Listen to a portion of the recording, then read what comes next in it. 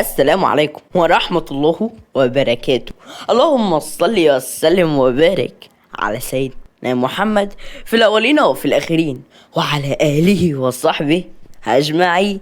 طبعا مش محتاج أقول إنكم وحشتوني كتير جدا جدا من الحلقة اللي فاتت، ويلا بينا نشوف حلقتنا المرة دي بتحكي عن إيه وإيه اللي هيحصل فيها.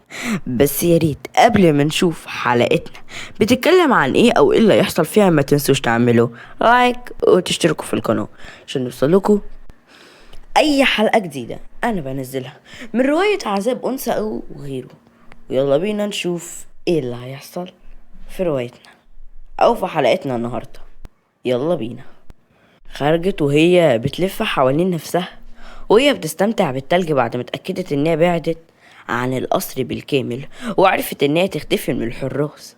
فضلت إن هي تجري وتلف حوالين نفسها وهي على وشها ابتسامة عمرها ما ظهرت على وشها إلا وهي مع جسر ابتسامة الحرية.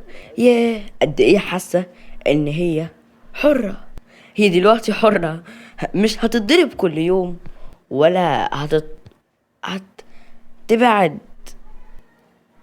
جبل عن حازم عشان خاطر ما يبقاش جبل معقد. وكمان مش هتبقى تتضرب وبعد كده تستحمى وتمسح كل الجروح اللي في وشها علشان خاطر ينزلوا ويتقابلوا في حفلة مع رجال أعمال كبيرة أو عشان خاطر ابنها. ياه قد ايه هي حاسة بحرية. الهوا الشديد، هوا الشتاء كان بيهب عليها والرياح كانت حواليها والتلج كان بينزل والغابة كلها حرفيا كانت تلج وهي كانت مبسوطة.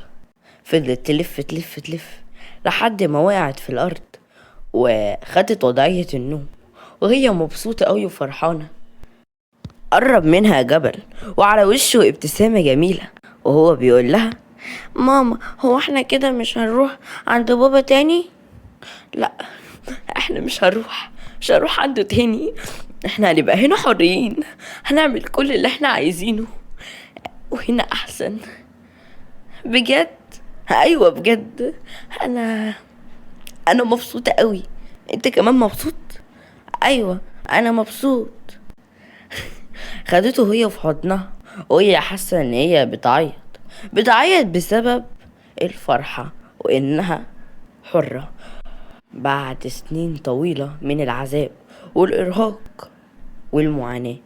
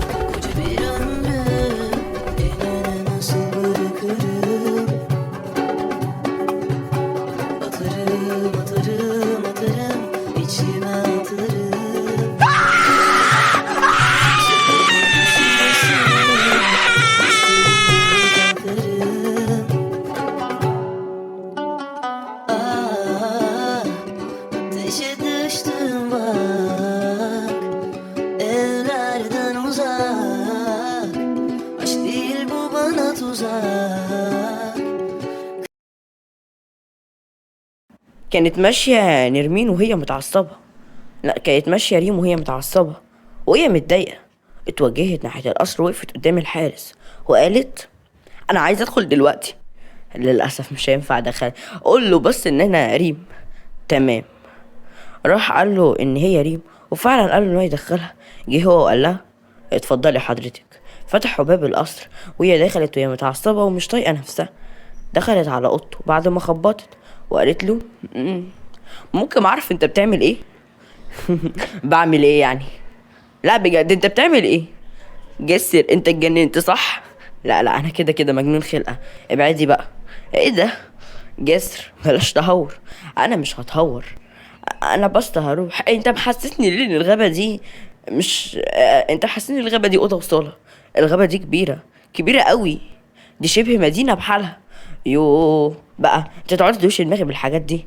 خلاص بقى، انا هروح. عايزاني يعني اعرف انها تكون في غابه؟ احنا ما نعرفش هي عايشه ولا ميته اصلا. اسمع، بص يا ريم، انا حتى لو اسيا مش هتكون عايشه، بس في بنت غيرها تانية بتتعذب، لازم انقذها. وافرض بقى لو مش بتتعذب، اكيد بتتعذب. ده حازم.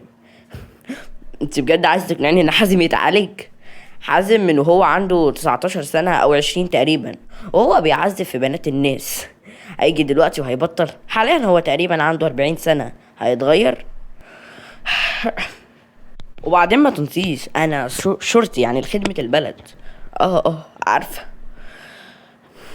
انا بس يعني مش عايزاك تروح وتبقى في موقف محرج، وبالاخص ان انا زي ما انا جيت قلت لك كده بالظبط، ان الغابة دي حاجة كبيرة، هي اكبر من مدينة تقريبا. ما تقلقيش، انا عايزك تطمني، انا اكون كويس هناك. انا كل اللي يهمني ان اشوف اللي حواليا كويس عشان اكون انا كويس. تمام يا جسر، انت حر. انا مش صراحة مش عارفة اعمل ايه في دماغك دي. لا، ما تعمليش حاجة.